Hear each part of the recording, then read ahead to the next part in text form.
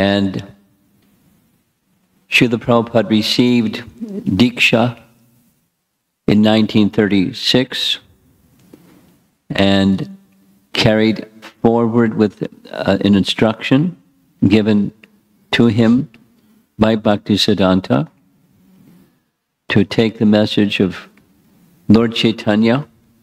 Lord Chaitanya is on our altar. There's Radha Shamasundar, the large marble deities, and down to their right or to our left is Chaitanya Mahaprabhu. For those of you that are newer, Chaitanya Mahaprabhu was the inaugurator of this chanting of Hare Krishna, the Yuga Dharma means of elevation recommended in the scripture specifically for this age of Kali. The chanting of the holy name, Hare Nama, 3 times. Hare Nama eva kevalam kalo, nastyeva, nastyeva, nastyeva. That means 3 times, means absolute. Gatir anyata, there is not an anyata, another method to achieve the gati, the purpose, the mission of human life in this age of Kali, other than this Hare Nama, or vocative, chanting the name of Hari. So Chaitanya Mahaprabhu propagated that message from the scripture throughout the land of India, and he predicted, Chaitanya Mahaprabhu predicted, that the chanting of the holy name of Hari would be heard in every town and village in the world. That's a big assignment.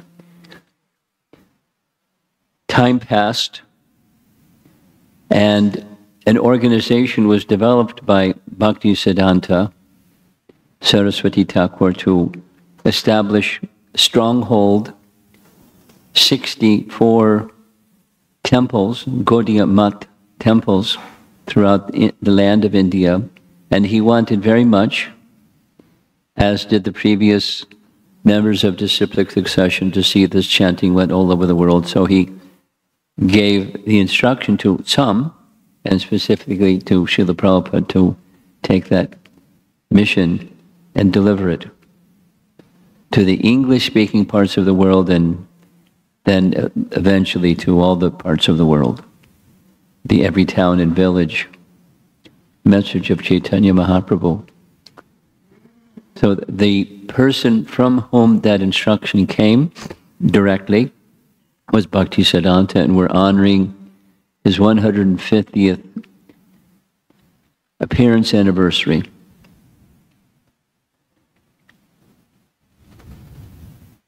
So the biographical sketch last week was from the time of his birth and his activities. Amazing personality in his childhood and his youth and his mature stage and everything about him. Very, very amazing biographical sketch. He wrote extensively. Perhaps that's what he's most known for. His propagating of the holy name was equally important, and his giving instructions that this chanting and the teaching should be heard all over the world was also very important. We saw last week, this is just a little review, for his temples, he established a logo. And the logo showed these 2 paths of regulative devotional service and spontaneous devotional service, right within the logo.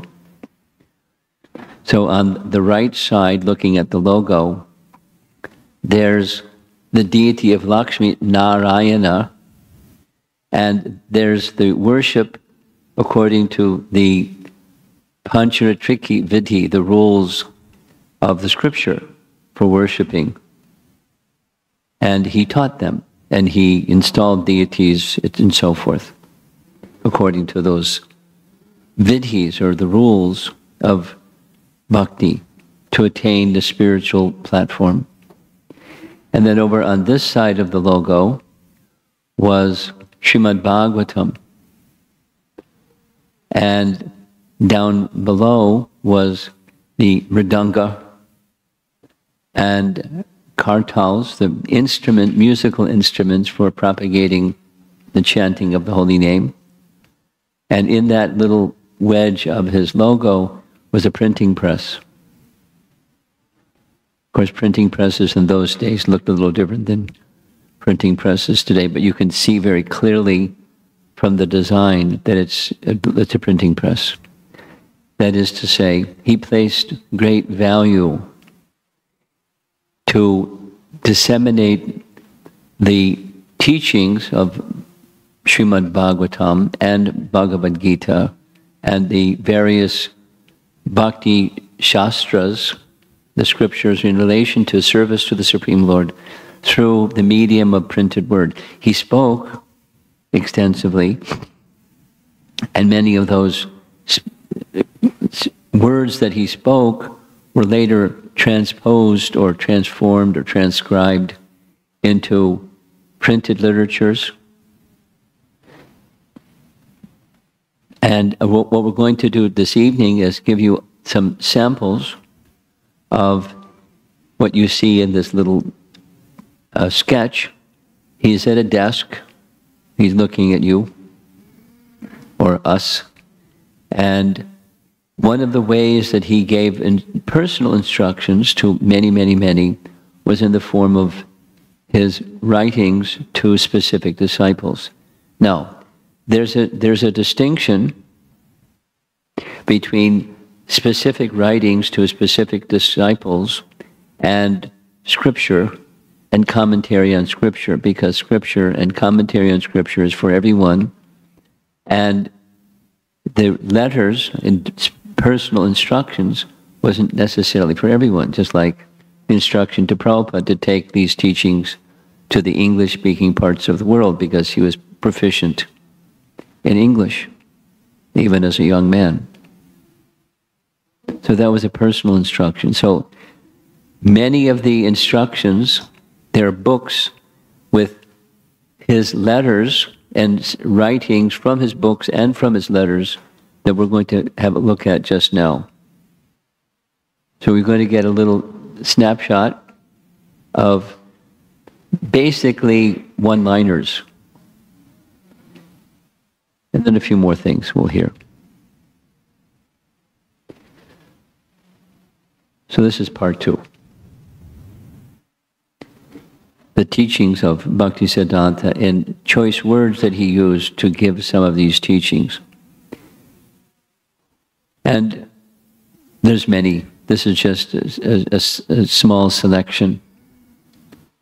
So practical instruction. We are put to test and trial in this world. Only those who attend the kirtan of the devotees can succeed. Now, why is that? Because it's the Yuga Dharma. And those who engage in the Yuga Dharma, the means of achieving satisfaction of the Supreme Lord for this age, that spiritual connection is established. And when spiritual connection is established, then you're protected. Because I'll say a few things about each one of these slides until we run out of time, then I'll just go fast forward. But all living entities without exception are parts of the Supreme. Yes? According to Bhagavad Gita. Mam eva angsa jiva loke jiva bhuta sanatana. All living entities are angsas, or fragmental parts. The whole and the fragmental parts of the whole. So the fragmental parts of the whole, unfortunately, those that are in this material atmosphere have forgotten their connection with the whole. And because of that, there's lots of trials and tribulations. But those who are established in that connection, the part unto the whole, they can succeed because they're not alone.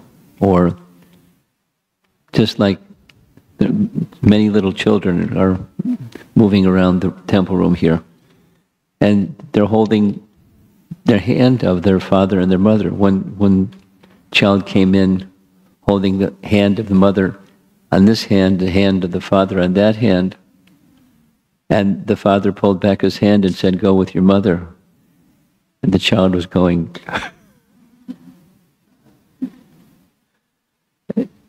He was obedient though, so he went with his mother. So when we're holding the hand of our protector, we're safe.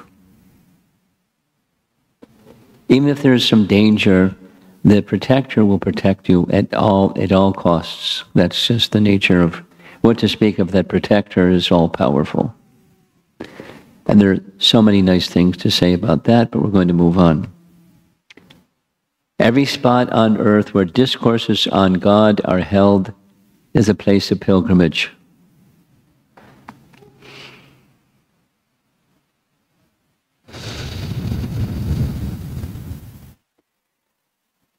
This is a nice building, and we call it a temple.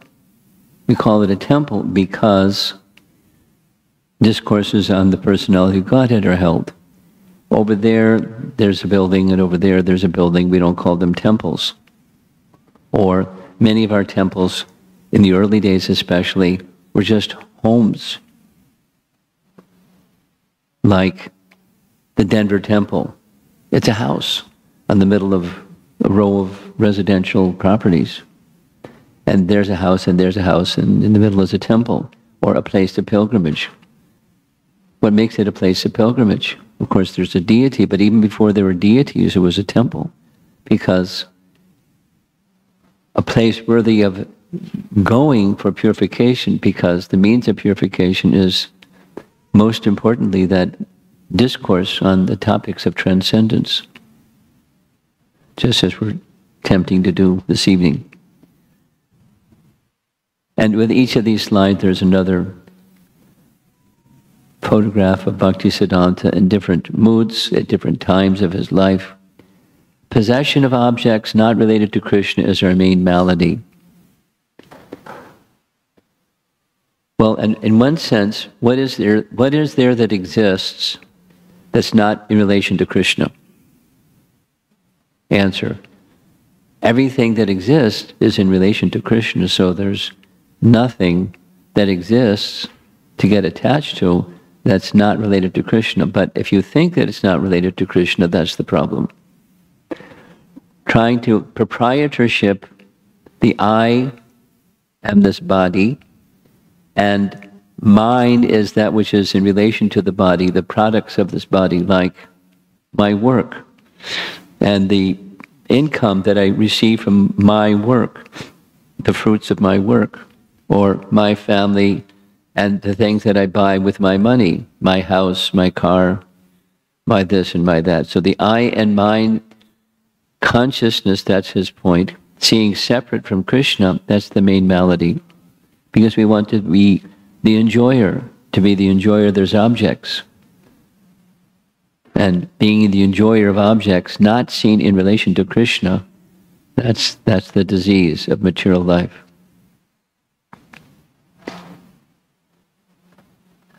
A theme, I'll give a little example of this one.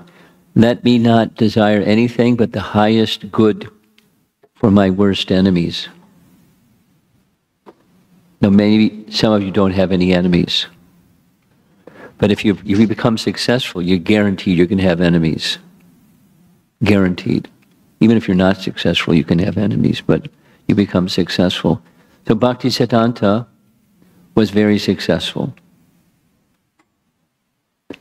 And there are people that wanted to kill him because they were envious, and he spoke things that went against what they saw was their interests, rather than detailing, because we did it last Sunday, you can hear the recording.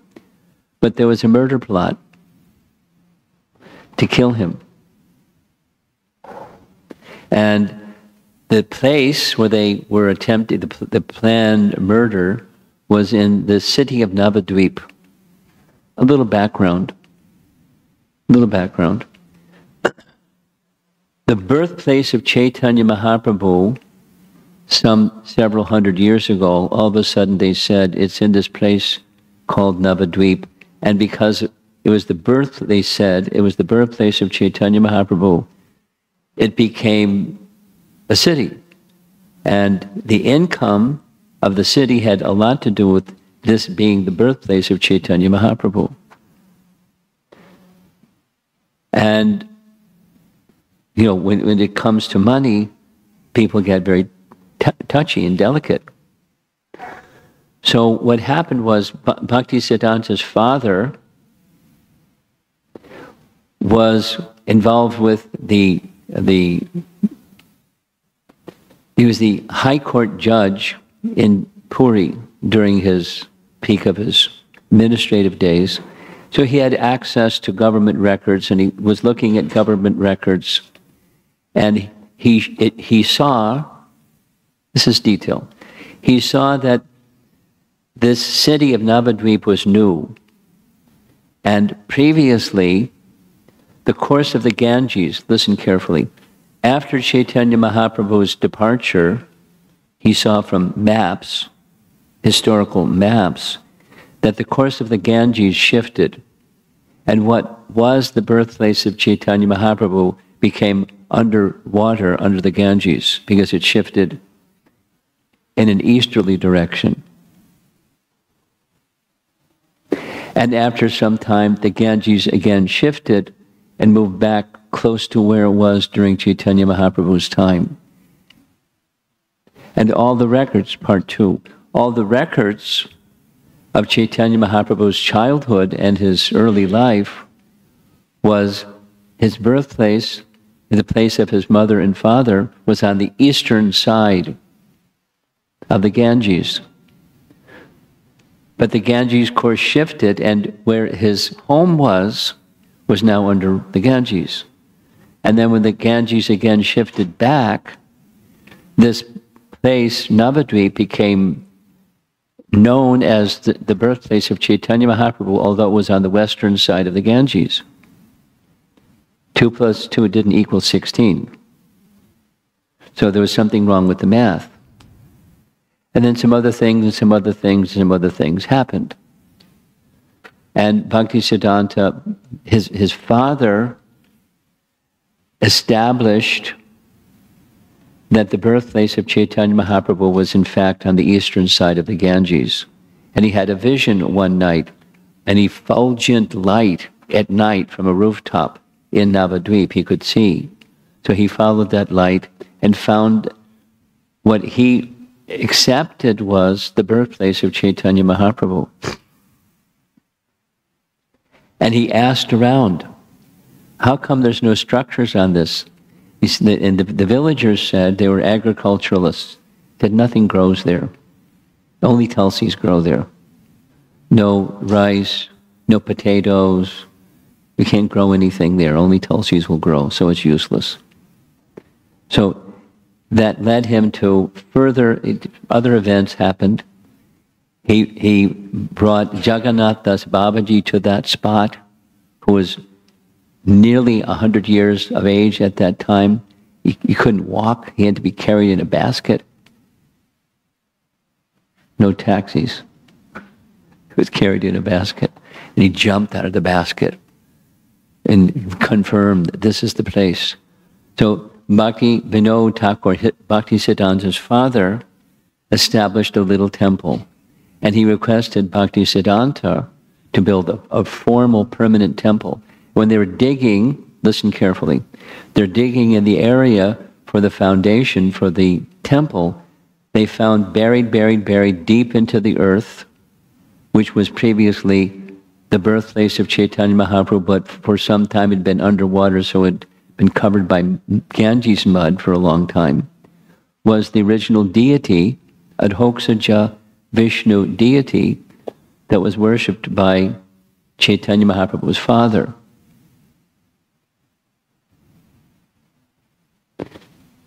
archaeological finding, confirming. So Bhakti Siddhanta was strong and fearless and propagating, this is the birthplace of Chaitanya Mahaprabhu.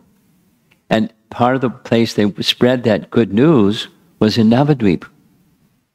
So the pundits and the people whose livelihood was dependent upon misinformation, the birthplace of Mahaprabhu was over there in Navadvip, they decided to kill him. I mean, so before they went to kill him, they offered the police a bribe. And the police responded, no, we're going to do this, so look the other way, please. Because it was going to be found out if he was killed, who did it. So look the other way, please. And they said, we accept bribes, but he's a sadhu. We can't accept this bribe. You may do what you want to do, but we're not going to take a bribe. So the plan was, Bhakti Siddhanta, who we're speaking about, who doesn't desire anything but the highest good for his worst enemies, they attacked the hired gundas, the hitmen, as we say in the West, got their weapons and started attacking the devotees. They had Harinam Sankirtan, big Sankirtan. And Bhakti Siddhanta was in the Sankirtan party. And the devotees understood they're after him. So one of the devotees was a householder. Many of the devotees were householders. And he had similar stature as Bhakti Siddhanta. So he suggested, why don't we change clothes? We'll go into a hidden place. You take my grahasta clothes, I'll take your sannyas clothes, so you'll be safe, because they're after you. So they agreed, they changed clothes. Bhakti Siddhanta went back to his headquarters, which is now on the eastern side of the Ganges.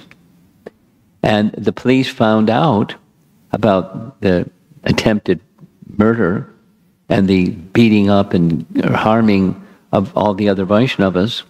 So they found out who did it and they arrested them. And then they went to Bhakti Siddhanta, would you like to press charges? He said, no. I only desire the highest good for my worst enemies. What he said was, they got us so much publicity.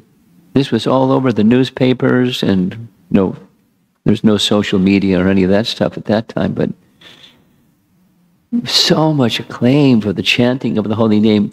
We couldn't have done anything to get all that good coverage.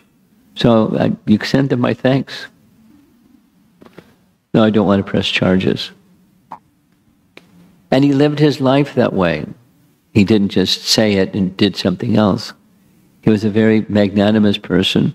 Now, if somebody needed to be corrected, he would certainly correct them.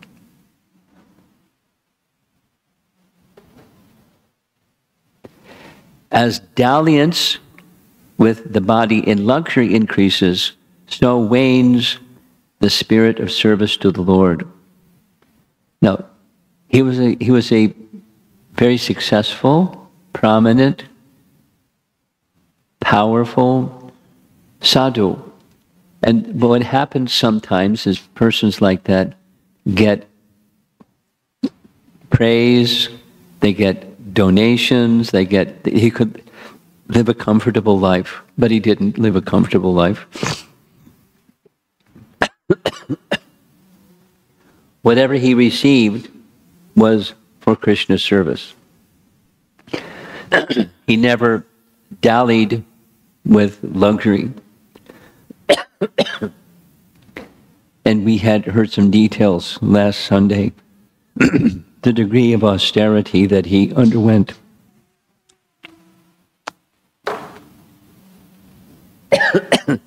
He wasn't just a sannyasi, but he was extremely renounced. Extremely successful and extremely renounced and very humble.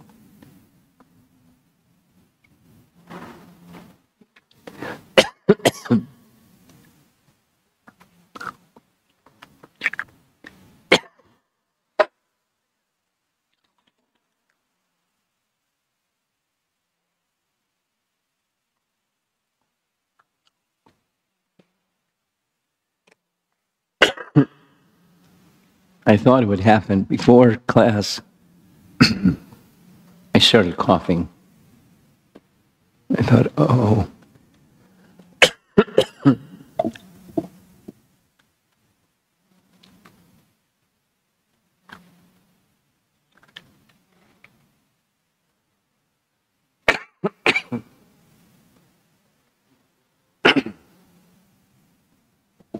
I quote this often. Well, you know, when the circumstances are right. Some people don't want to hear this. But persons that are capable of hearing it, they're passing through some difficulty. Why is this happening?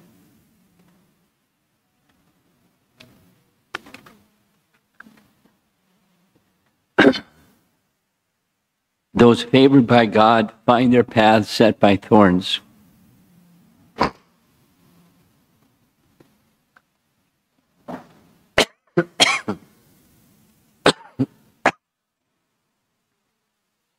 I don't know what to do. My voice is not clearing.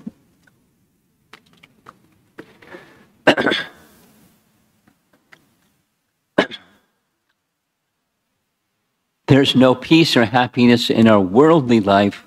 Circumstances create.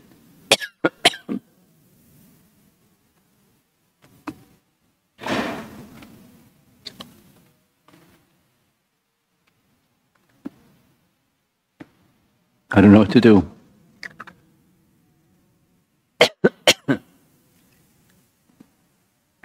If I continue speaking, it's just going to keep getting irritated.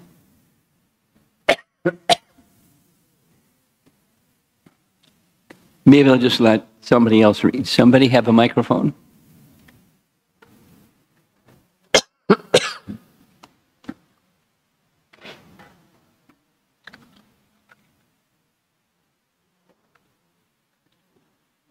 Yeah, please.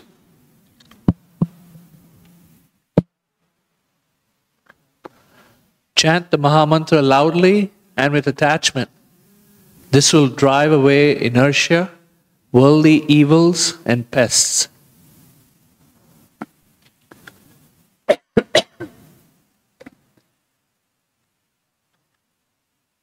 Some pests don't go away just by Mahamantra.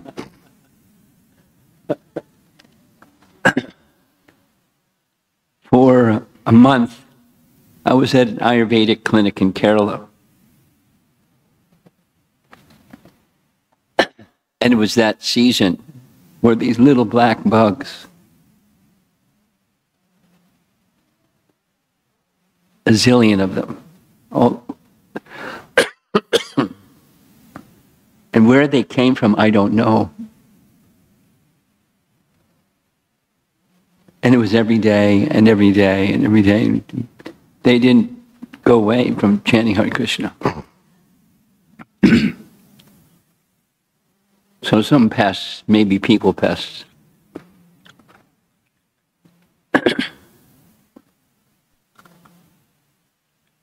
The Mahamantra, he said, sometimes there's this, I have, thank you. Window, thank you.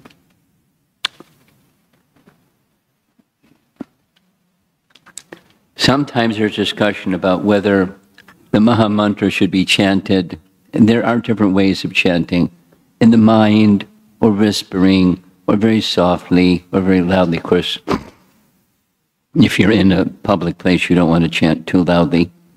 But if you're in a place that you can, here's some authority, Bhakti Siddhanta, speaking about the merit of chanting loudly, and we discussed it already with attachment in our local classes here, with attachment. Meaning, if there's attachment to an object that's spiritual, it naturally leads to detachment from the temporary. And when there's detachment from the temporary, inertia, worldly evils, and pests go away.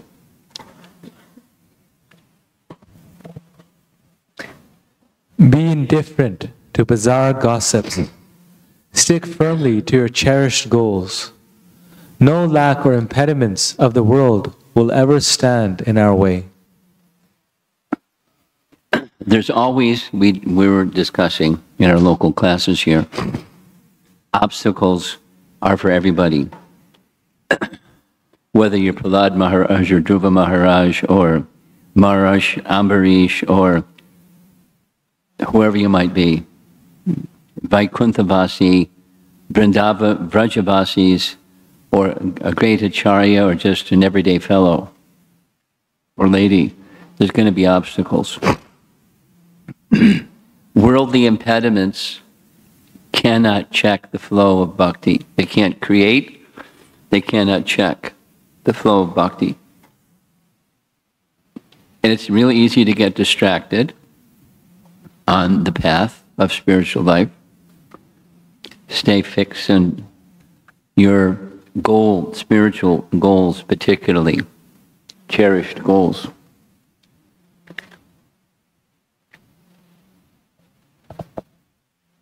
Pay due respects to the extroverts of the world, but do not be appreciative of their manners and conduct. They are to be shaken off from your mind. No, we heard something not too dissimilar from Ramanujacharya in his parting instructions, because today was the disappearance day, or commemorating the disappearance day of Ramanujacharya. So he gave many instructions about conduct and virtues to live by. So being respectful to all living entities is one of them, but while respecting all living entities, we don't, it's advised to not become too much affected by strange behavior or extroverts or people that are wanting to get your attention by some strange behavior. So don't let it stick in your mind and don't take on those qualities yourself. I have a bottle of water, warm water. Got a Tulsi leaf in it too. This will do the trick. A devotee feels the presence of God everywhere, but one averse to the Lord denies his existence anywhere. That's pretty simple. I heard something recently, I just share it in this connection. From Padma Purana, there's a description of Lord Nrsingadev's appearance, just like there is in Srimad Bhagavatam and many other Puranas. And one verse from Padma Purana is when Hiranyakashipu was trying to kill Prahlad, he sent his men with weapons in their hands that were lethal weapons. It wasn't just, a clandestine murder plot. It was a little boy and his powerful father.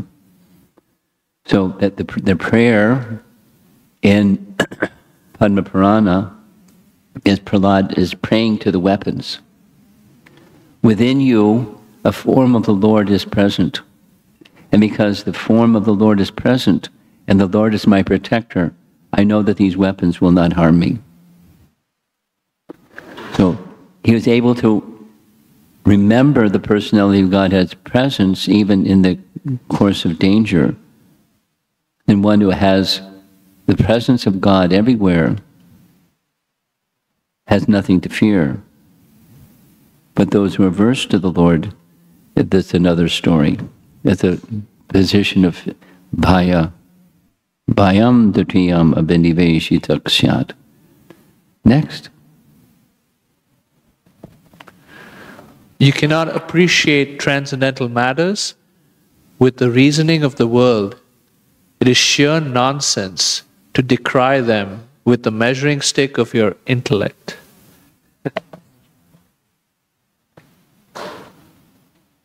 Does anyone doubt that this is true? Now, intelligence is something respected and it's revered and it's valuable. But intellect can't penetrate into transcendence. And there may be truths that make sense, like reincarnation is a truth that makes sense. Transmigration of the soul is very sensible. Some people can't accept it, but it's quite sensible. But there's many other things that are... How do you sort through the transcendental truths of, let's say, the procedure of creation? And so many things. And to deny them because I can't understand them is, as he's saying here, nonsense. Next. To recite the name of Sri Krishna is bhakti. So, please chant. Next. Life is for the glorification of topics on Hari. If that is stopped, then what need is there to carry on life? He's attached, Bhakti Siddhanta was attached and transferring through his life and his teachings that attachment to Harikatha. And one of the things we heard last week is to prove his point. Once, when visiting one city, forget the city, for 1 month he spoke on one verse of Srimad Bhagavatam for 2 hours every morning and didn't repeat himself any time.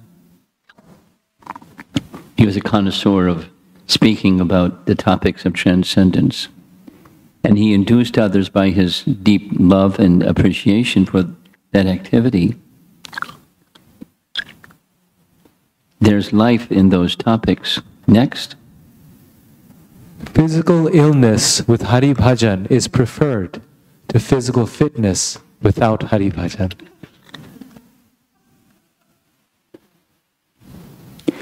One of our devotees, I won't mention their name, has had a long-standing illness that's been very problematic.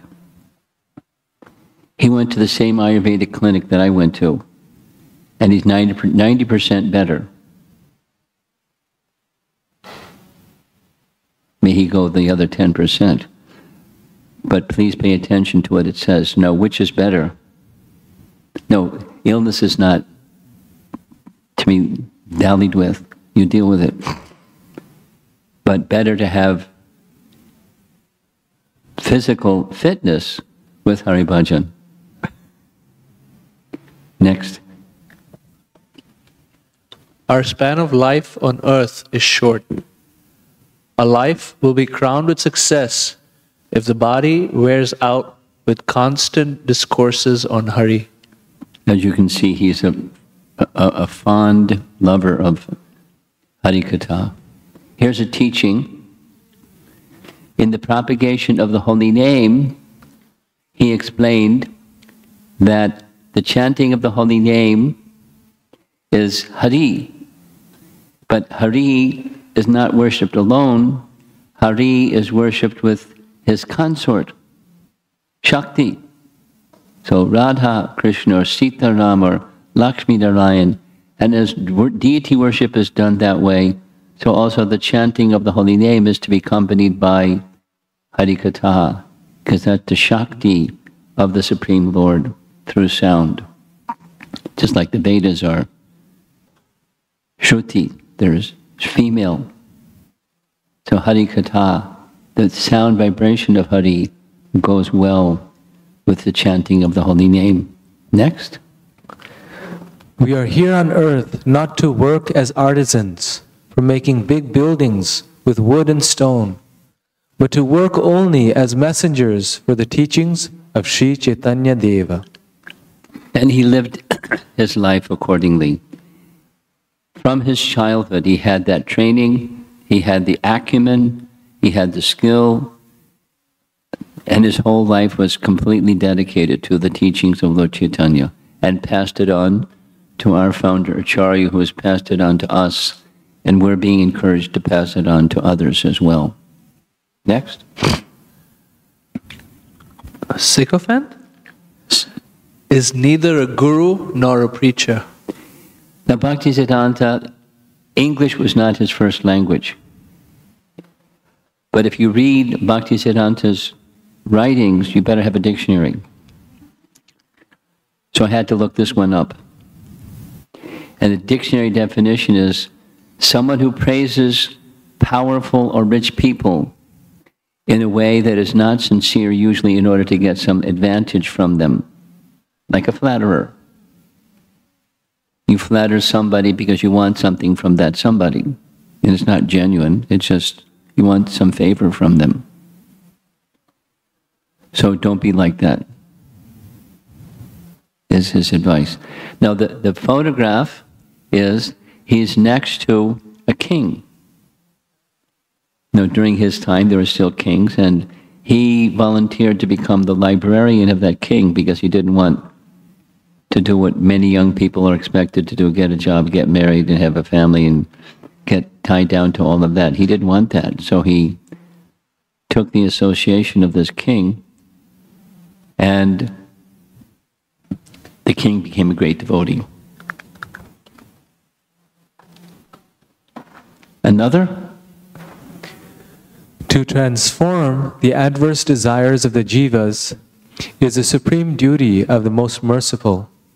To rescue one person from the stronghold of Mahamaya is an act of superb benevolence, far superior to opening innumerable hospitals. In this particular photograph, we see him with a beard and some hair. And otherwise we see him with the shaved head. Because during the 4 months of the rainy season, the Chaturmasya, he observed very strict austerity. One of those austerities was not shaving. Another austerity was, we mentioned this last week, he ate, for the 4 months of the rainy season, he ate 1 meal a day, unsalted khichdi. Try it. Try 1 meal with unsalted khichdi. You want salt, because it's not so palatable. And the system that he followed was, he put his hands behind his back. He wouldn't eat with his hands. He ate only with his mouth, like a horse. And to eat khichdi with your mouth, without your hands or a spoon, he leaned over. And the rule was, when you sit up, that's it. So when you lean over, what happens to the size of your stomach? It shrinks. So for 4 months, that's what he did. And his beard got a little messy too. And then he shaved at the end of the 4 months. So that's a comment about this particular photograph. He placed much more value in the giving Harikatha, or the message of transcendence, rescuing souls from their bondage to material existence, than opening hospitals or starting schools or something. Philanthropy was to the soul. Next. Unless we are devoted to God, secularism shall not leave us. The photograph is this, what you saw the opening slide. He's leaning over a desk, very simple desk, and he's writing whatever he's writing, a letter to a devotee, or some text or something. And he was certainly capable. This beyond secularism was a fundamental platform. I mentioned this last week. One of his many books was a book describing how Chaitanya Mahaprabhu wanted to unite the 4 sampradayas. According to Padma Purana, there are 4 sampradayas. One from Lord Brahma, one from Lord Shiva, one from the 4 Kumaras, one from the goddess of fortune, Lakshmi or Sri, the Sri Sampradaya, these other Sampradayas. Chaitanya Mahaprabhu wanted and drew teachings from each of these four Sampradayas. And this was a key message for Bhakti Siddhanta, to go beyond secularism. And the medium for that is genuine devotion to God, as he's writing here. Next. Look within, amend yourself, rather than prying into the frailties of others. Premananda, what's my cutoff time? 5 more minutes? Uh-oh. I was going to tell you a nice story, but I can't tell you a nice story, so. We'll go on. But it's a nice story.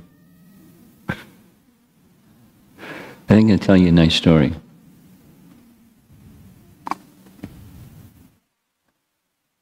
I'm at slide 23 of 31.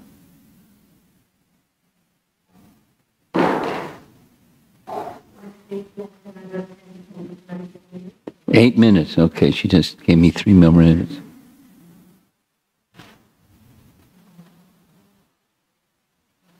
Quickly, I'll try.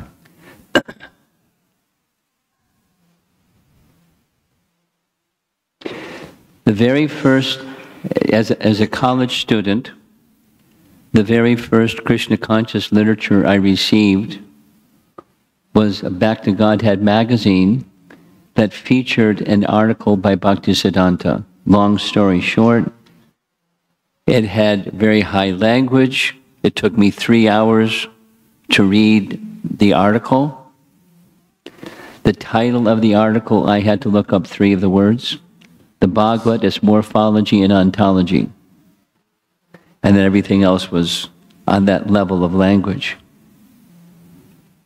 And in the course of 3 hours, being a college kid, I knew how to study and look things up and write things in the margin. And the Back to God magazine was filled just like a textbook that I had studied from. And I didn't really understand after 3 hours, but I felt this person has taken my consciousness to a place that I've never experienced before just by reading this article. And it wasn't because it was technical, it's because the source was transcendental. I understood that. So from that very first introduction, my esteem, my regard for Bhakti Siddhanta was always, and still is, very high. Fast forward in time, I'm living in the Boston Temple and in their ashram. And one devotee who had come from India named Guru Das, celebrated disciple of Prabhupada, and he had all these wonderful Prabhupada stories to tell of where he had gone and what Prabhupada was doing, and lots of oohs and ahs and laughter, and it was very joyful. So I saw that he was carrying a bunch of books, and I liked books. So I asked him, "Can I look at your books?" He said, "Yes." First one was a Bhakti Siddhanta book. I opened up the book, and I didn't get to read it because I got stopped at the very first, the introductory phrase said something like this. It was a little different. A Vaishnava is not one who finds fault in others, for by finding fault in others, that person is only indicating that their own heart is honeycombed with that very same fault. Meaning, if you're a transcendentalist, you don't see you can discriminate, but you don't find fault because you're a transcendentalist. But if you're not, that means, if you're a fault finder, it means your heart is filled with that fault, honeycombed with that fault. And then space. Rather, a Vaishnava is always one who looks within.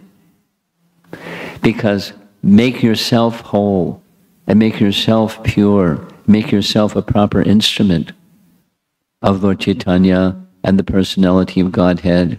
That's our business. Fault finding is not our business. Amend yourself rather than pry into the frailties of others. Next. This world of Maya, averse to the Lord, full of trials and tribulations, only patience, humility, and respect for others are for Hari Bhajan. Now, because the hands on the clock are continuing to move, I'm just going to let you read. Go ahead. The Lord, Gaura Sundara, puts his devotees in various difficulties and associations to test their patience and strength of mind. Success depends on their good fortune. These are very nice sayings to live by, yes? Yeah. Read. When faults in others misguide and delude you, have patience, introspect, and find faults in yourself. Know that others cannot harm you unless you harm yourself. Now, I know somebody whose profession is trauma therapy. And this is one of their favorite sayings. So if you have trauma or you know somebody that has trauma, remember this one.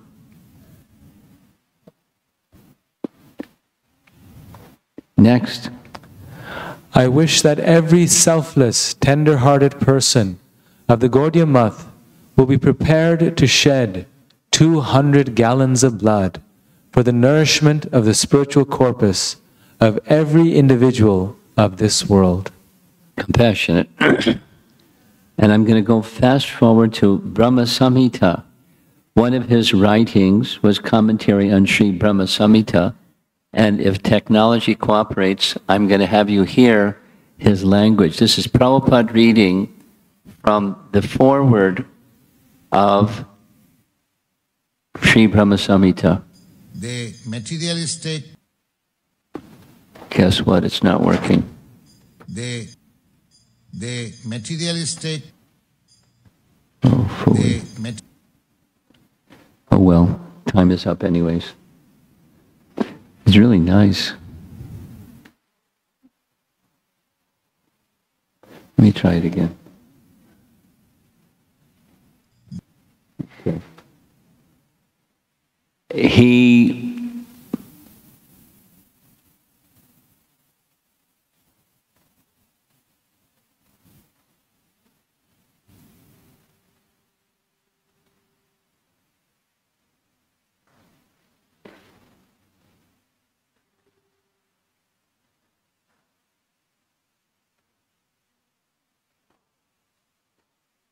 The materialistic demeanor cannot possibly the transcendental autocrat who is ever inviting the fallen conditioned soul to associate with him through devotion or eternal serving mode.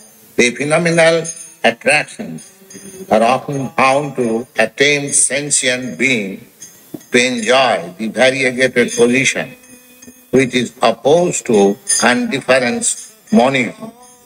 People are so much apt to indulge in transitory speculation, even when they are to educate themselves on the situation beyond their empiric area or experiencing jurisdiction, and almost foolishly they dare to declare that God is dead.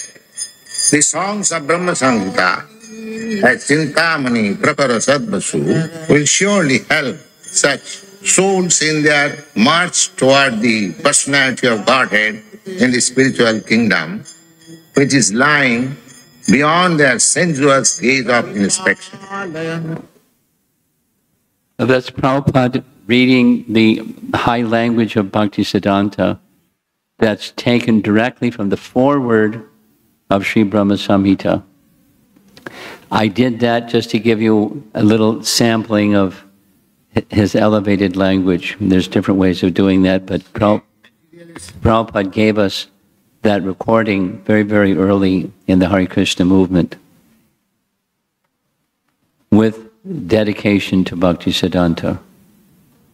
And as it says here also in the foreword, the Srimad Bhagavatam is the topmost of the authoritative literature amongst the Vedas, and this Brahma Samhita has the same idea. It's in the literature category of a Pancharatra.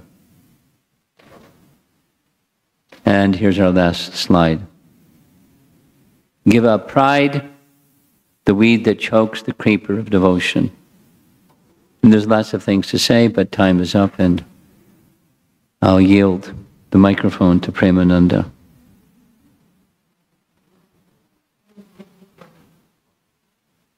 What? It is 6:33. If you want to take one or two questions. Really? You're so merciful. Okay, any comments or questions?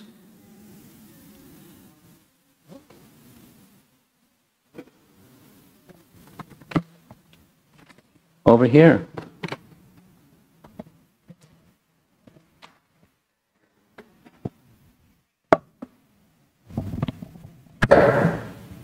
Hare Krishna Maharaj. Thank you for the very amazing, powerful messages of Bhakti Siddhanta Saraswati Thakur.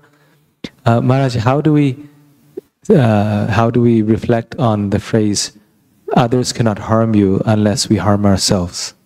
That phrase. You like that one too, huh? It's true. It's true. So you wanted me to expand on that, or what would you like? Well, it seems like others can harm us, even if we don't harm ourselves. So how do we understand that? It's not speaking of physical harm. It's speaking of the other kinds of harm.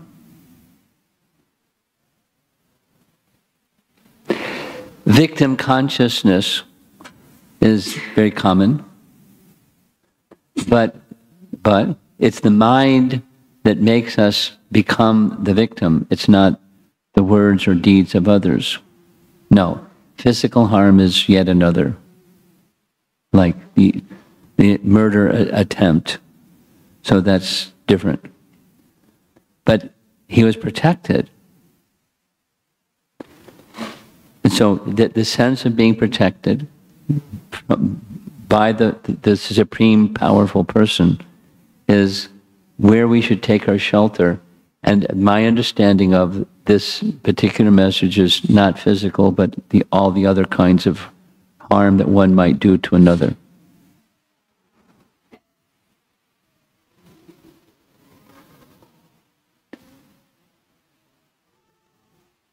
Anything else?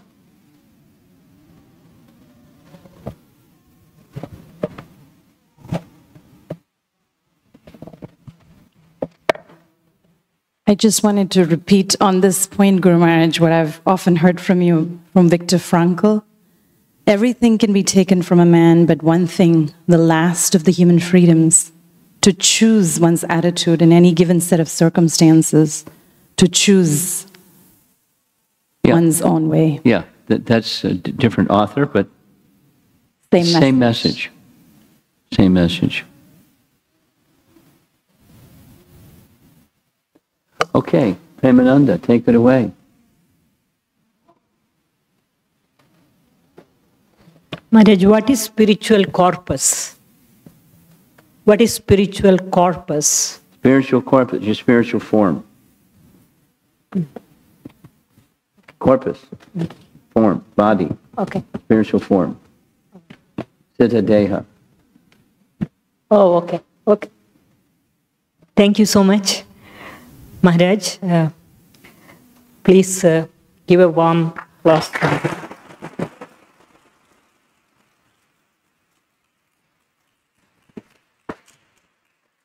Thank you so much, Maharaj, for giving us your wonderful association and so many speeches on Srila Bhakti Siddhanta Saraswati Thakur, as well as other classes. We are very fortunate to have your association. In the interest of time, I'll quickly announce two things. One is about the Sunday feast sponsorship. So let me just see. Sunday Mahabhog all-day program is sponsored today by Shri Vatsan and Jay Shri Ji celebrating their 25th wedding anniversary. Are they here? No, okay. There are 5 families celebrating 5 families sponsoring Sunday feast. First is someone who wants to remain anonymous, seeking devotees' blessings. Tripti Singh celebrating birthday of husband Manindra Singh, father Naveen Singh, and brother-in-law Raj.